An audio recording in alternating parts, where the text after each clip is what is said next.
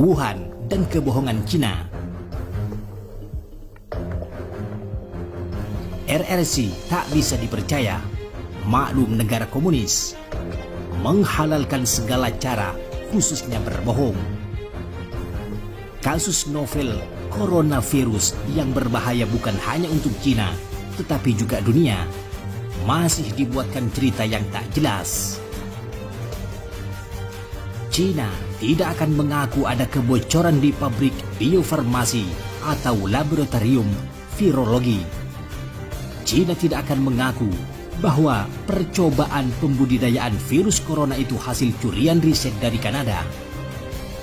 Cina pun tidak akan mengakui bahwa jumlah korban 100 kali lipat dari yang diumumkan secara resmi.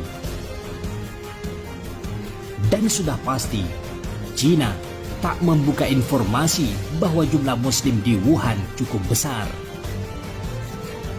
Cina akan mengarang cerita logis tentang sebab virus corona adalah pasar ikan. Pasar yang nyatanya bukan hanya menjual ikan, tetapi katak, tikus, ular, buaya dan kelelawar. Makanan ekstrim yang dimakan oleh orang-orang radikal. Karantina adalah upaya kemestian. Akan tetapi, warga Cina sudah menyebar kemana-mana. Temuan virus made in China ini sudah lebih dari di 12 negara. Jonathan Reed, periset Inggris menduga dalam waktu dekat korban akan semakin signifikan. 10.000 meninggal dan 250.000 terjangkit. Jikapun ia penyebabnya adalah hewan ekstrim di atas, maka bisa dipahami kewajarannya dari sisi mengkonsumsi makanan yang tak wajar. Menurut agama, tidak halalan thayyibah. Bukan saja soal menyembelih tanpa bismillah atau tegas keharamannya, akan tetapi memang berlebihan. Tidak normal, bersensasi makan katak, ular, kalajengking, tikus ataupun kelelawar, mengada-ada dan tentu mengandung penyakit. Soal bohong memang habitat komunisme, menghalalkan segala cara demi tujuan tercapai. Soal virus corona, jika jujur akan membongkar borok Cina sendiri. Memang dunia kadung tidak simpati lagi pada keangkuhan pemerintahan Xi Jinping. Cina kini seolah menjadi musuh banyak negara. Imperiumnya dikhawatirkan. Henry malah menyebutkan bahwa Cina telah sukses dan telah menang melawan Amerika Serikat. Kini kita khawatir nasib Muslim Uighur di Xinjiang yang mungkin saja menjadi target penularan virus tersebut ketika mereka sedang dikurung di kamp-kamp reedukasi. Wabah ini bisa diarahkan untuk membunuh Muslim. Sementara para tahanan tidak bisa bergerak kemana-mana. Pemerintah Beijing sebagaimana biasa tentu siap dengan 1000 alasan kebohongannya.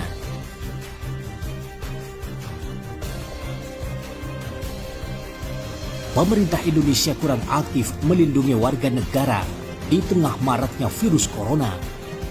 Ada 90-an mahasiswa Aceh berada di Wuhan, perlu pemantauan dan penanganan. Lalu ada ratusan turis Cina masuk ke Sumbar dan Batam. Rasanya didiamkan saja, bahkan di Sumbar disambut hangat oleh gubernur segala.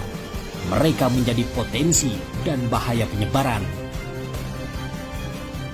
Presiden Jokowi harus mengambil kebijakan tegas memulangkan turis demi keamanan negeri. Negara lain saja telah menutup pintu bagi para pelancong dari Cina.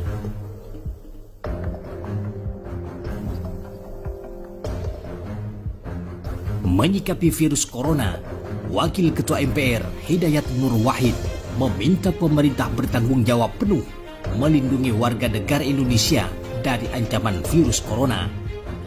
Virus yang telah menewaskan banyak orang itu disinyalir telah menyebar ke beberapa negara, termasuk negara ASEAN. Atas dasar itu, ia meminta pemerintah Republik Indonesia mendukung permintaan Ombudsman melarang warga Cina masuk Indonesia untuk sementara waktu. Apalagi sampai saat ini belum tersedia vaksin untuk jenis virus tersebut. Pemerintah Republik Indonesia penting segera melaksanakan keputusan Ombudsman Republik Indonesia melarang pekerja asal Cina dan wisatawan dari Cina masuk ke Indonesia, ujar dia Senin 27 Januari. Sebelumnya, Ombudsman Republik Indonesia meminta pemerintah Indonesia mengeluarkan larangan sementara bagi pekerja dan wisatawan Cina masuk ke wilayah Republik Indonesia. Permintaan tersebut menyusul virus corona yang tengah menyebar di negeri tirai bambu itu.